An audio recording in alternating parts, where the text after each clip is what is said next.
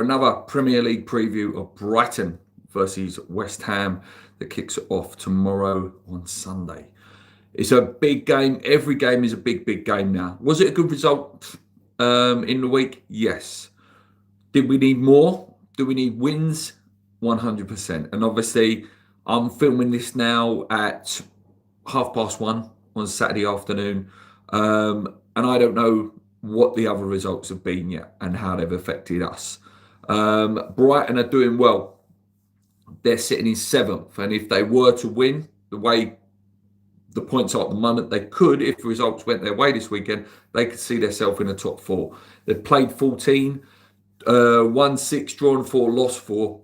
As I say, they're a good side. They're a very well-run side, arguably one of the best run sides in the league, if not the best at one point. I think other sides are slowly starting to, catch up with those ideas and stuff and the way they're run as a club and identifying players. But they were, one of the ones right at the start that, sort of started that whole thing of, directors of football, scouting players, buying low, selling high.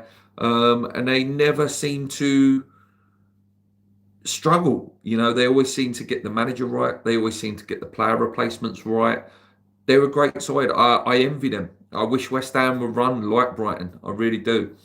Looking at their recent games, they lost to Villa, who are a good team. Villa are a great, great team. So there's no shame in that. And they give them a good game. It wasn't like it was pounded. It was 4-3. It was a good game. Clarkey says, good afternoon, Luke, from hot and sunny Spain. Lucky you, mate. Lucky you. Bloody freezing here in Benfleet.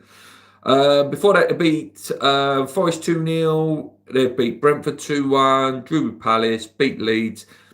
I'd say decent form for them. In terms of recent form, head-to-head against us, they beat us 3-2 last year at Brighton. Before that great game a few years ago, I was in Florida when that happened, and that's why it was such a random thing. I woke up and it was about 1 o'clock in the afternoon in Florida. West Ham Brighton was on, put it on, bloody beat them 3-1. Incredible. Like we never beat Brighton, a bogey team for West Ham. They beat us 4-0 before that, 2-0, 1-1, 0-0. We very rarely beat them. We don't. They've always been a little bit of a thorn in our side, Brighton. And I don't think anything's going to change this weekend, unfortunately. Looking at their strengths, creating chances for individual skills, creating long shot opportunities, using through balls, coming back from losing positions, shooting from direct free kicks, finishing scoring chances and defending set pieces. Their weaknesses are avoiding offsides, aerial duels, protecting leads and avoiding fouls in dangerous areas. We all know Brighton's style of play, short passes, lots of shots. They attack through the middle and the right-hand side quite a lot. They're very aggressive and they like to play in their own half when they can. I just need to quickly flick to the next page, guys. 2 seconds whilst I get their formation. So they usually play the 4-2-3-1 formation with Verbergen in goal, Cyphers, Dunk, Heki and Kadigulu. I think I pronounced that right, as their back 4. Balabay, who is linked with loads of clubs, Ayari, Gomez, Rueta, great player, Minta, and obviously Danny Welbeck, second lease of life. What is he, 37, 38 now? Might only be 35, actually. I might be being cruel to him there. But he's a goal machine. He is. He knows where the net is. And he's scoring goals. We've got our own Callum Wilson who's, can still finish, but Danny Welbeck still looks like he could be quite physical and, quite mobile for a player of his age. I'm not looking forward to this game. I never really look forward to the Brighton game because we just don't win there. We don't. They're a good crowd, and I'll take a little bit back. We showed fight and we showed spirit in that Manchester United game, but then we showed nothing against Liverpool. And was it? It was Old Trafford under the lights and West Ham got up for it, and are we going to be up for it going down to Brighton on a Sunday afternoon? I don't think so. I think mentally we're not consistent enough and the application is not consistent enough for me. Obviously, Pakatari's back from his suspension. Will probably go back in. I don't expect too many changes apart from Socek out for Pakatar. Obviously, Ariola in goal, Wan-Bissaka, Mav, and Tobido, and Youth.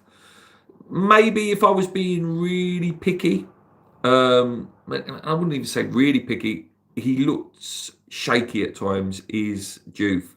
I would potentially put Wan-Bissaka in at not Wan-Bissaka, sorry, Kyle Walker-Peters in at left back to maybe shore us up a little bit. Magassa picked himself. He was absolutely sensational at Old Trafford, and long may them performances continue. Put him in next to Potsy, Fernandez, Bowen, Paquetá, and Callum Wilson up front because we have nothing else, guys. We have nothing else. It was nice to see Kante come on. It was nice.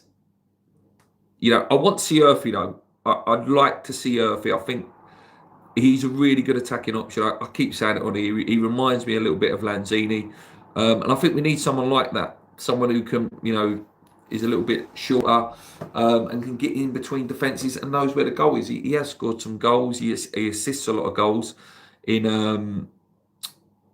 under 21s as well. So for me, I'd like to see Urfi. I really, really would. I don't know what's happened with Guilherme.